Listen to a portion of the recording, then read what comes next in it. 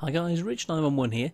I've been asked by Polybius to do a tank review of the STI and the IS-4.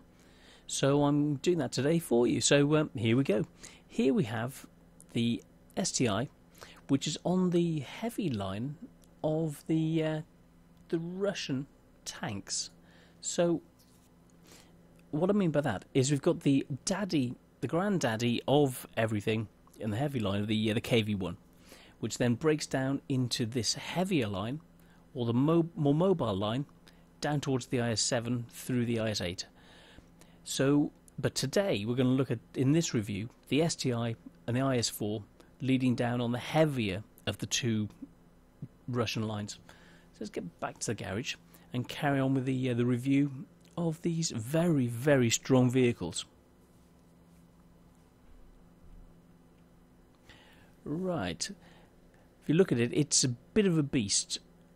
The hull is strong, the turret is even stronger.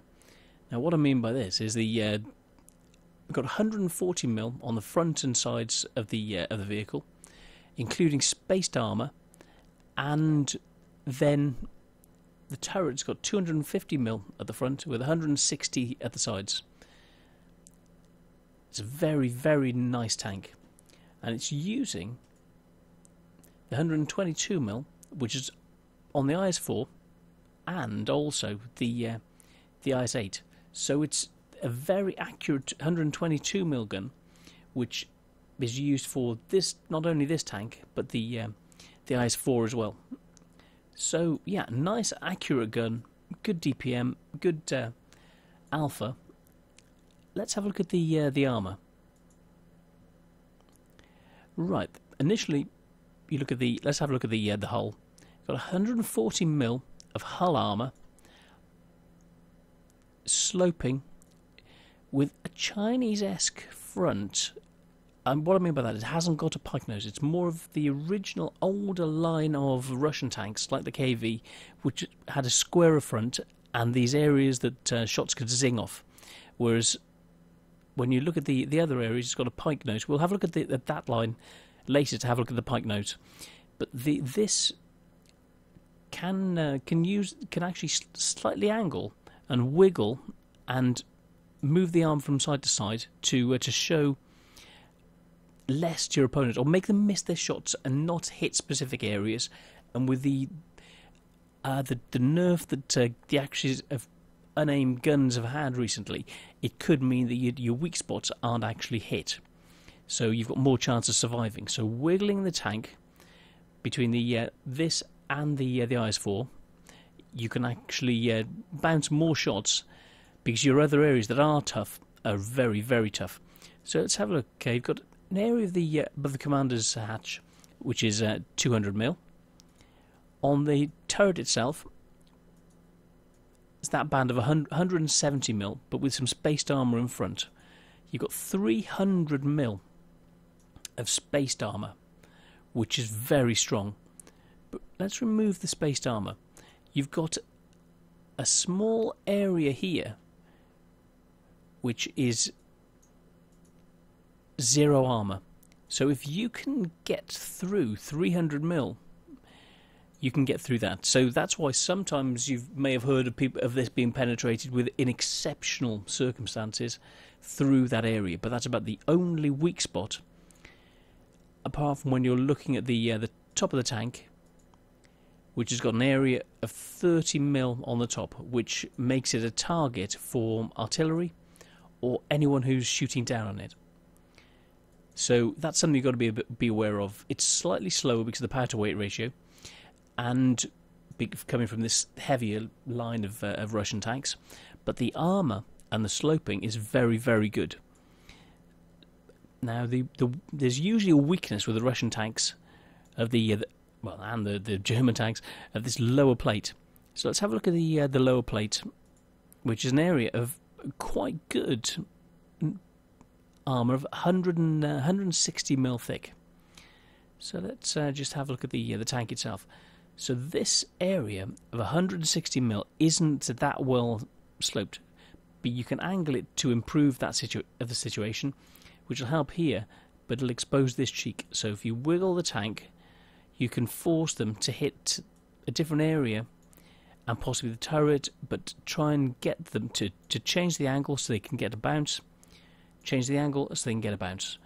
So that's the way you play this. You angle it, move, shoot them, but with a good gun, you've got so much armor, they're going to be focusing on weak spots.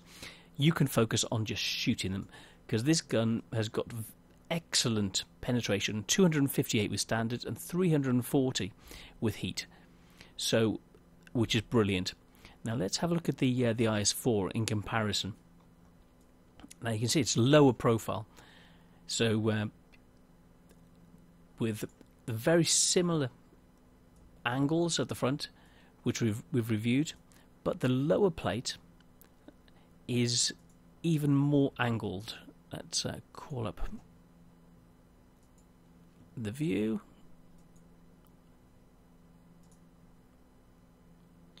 Right, you're looking 160mm. So instead of 140mm, these side cheeks are now 160mm. So it's even tougher.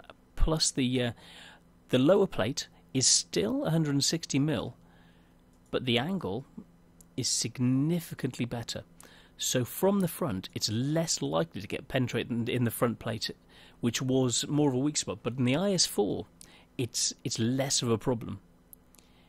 So then, round to the side and rear of the vehicle, let's have a look at the armor profile.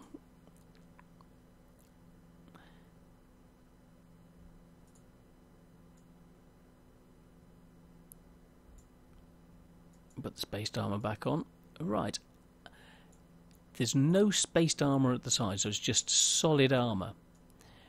You have these areas here, which give you 250, 160, and 140 mil, but it's angled spaced armor. Plus, then getting to the cheek,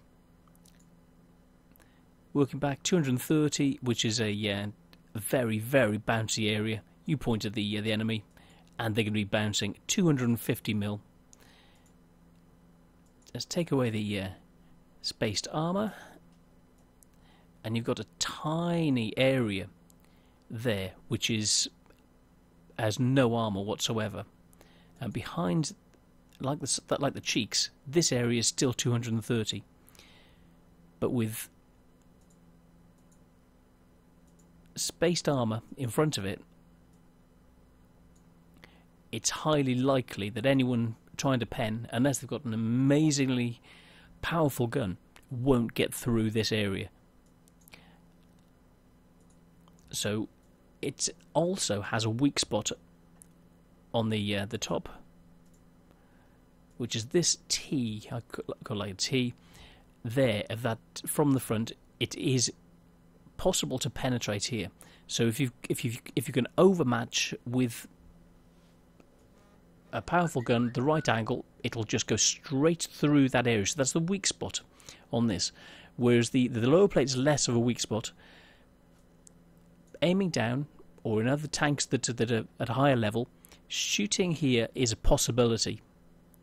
There's also a possibility of a ricochet, a shot trap effect, hitting here and then going in through this weak area there. It's unlikely, but that's another option.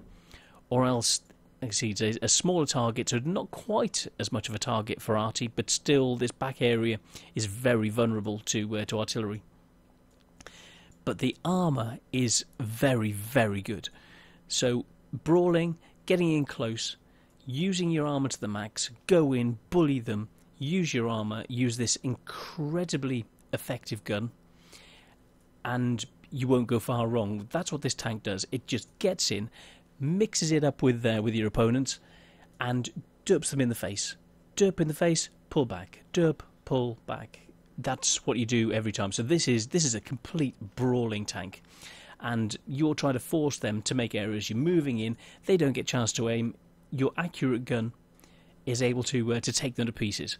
440, 5 times, so 2,000 DPM. If you've got a gunner armor, it's an additional 10%, so 2,200 DPM for this vehicle. Let's just have a check. So yeah, running to 2,200, power to weight ratio of 12.19. It's not the greatest, but it's okay with top speed of 43, which is faster than some other tanks, and some of the others are from other lines, like up against Germans. You'll be able to almost run rings around them because of the mobility of this thing. But not as mobile as the more mobile line with the IS-4, which I'll talk about it on another review. So I will stick some gameplay of the STI and the IS-4 up, but I want to get this initial review up. So that's it. They're incredibly tough tanks. Couple of weak spots, but if what you're going to be doing is going in, derping, pull back, reload, roll in, derp, repeat. That's what these tanks do, and so that's what you need to do. Get in, use the armour, pull back out while you reload. You've got the armour to help, and that's how you win in these tanks. Just roll up, derp them in the face, roll back. But the advantage with the STI and the IS-4 line is that you've got quite an accurate gun in comparison to some of the others. The .38 dispersion is better than the .4 dispersion of the IS-7's gun, because the 130mm on the IS-7 has got a 3.5 second aiming time with dispersion of .4. So it's enough to make the IS-7 less accurate. So this can do more sniping. So you can snipe, but then when it comes to getting in close, this is such a bully. It's a brilliant tank, great brawling tank, very tough, okay mobility, top speed of 43, which is okay, and you mix it up, shoot them in the face, pull back, repeat, or snipe from distance, use the armour, and they can't pick out your weak spots. So it depends on your playstyle how you effectively use this tank. Similar to the STI. Very simple. Well, it's got an identical gun, so it's just down to this has got 1985. It's got 25 less. It's got 1985 instead of the 2200, so 215 less. So it's just under 10% less of the difference. So about 10% less DPM than the IS-4. Great armour for the tier. Okay mobility, slightly worse power to weight ratio of about one horsepower per ton worse than the IS-4, but it's building up to that, having a great balance between the armour, great gun, and alright mobility, better than some of the Germans, but not as good as some of the others. But it's a very tough tank that people see on the battlefield and they go, oh my goodness, it's one of those tanks that you've got to deal with. Like the IS-4, they've got to be dealt with. So you put your opponents in a position where you have to deal with your tank, and this is one of those tanks, like the E75, that people have to deal with. So yeah, I will do a review of the E75 and possibly comparing it to the STI at a later date. So I hope you've liked this review. If you have or you haven't, add comments and I'll try and make better reviews. I want to improve and I want to give you what you guys want. So for Polybius, thank you for asking for this review of the E75, the IS-8. Oh goodness, I've lost it. That came up just completely through me. The STI and the IS-4. So thank you, Polybius, for requesting the STI and the IS-4. I hope this has answered your questions about the armour, the weaknesses, the gun, the mobility, the power to weight. If you've got any more questions, put it in the comments below, and I'll do another review, try and help with things, or answer your questions, whatever you prefer. So yeah, that's it. Rich911 signing off, and have fun on that battlefield. Hope you enjoy these tanks like I do, and see you on the battlefield, and good hunting. Bye guys.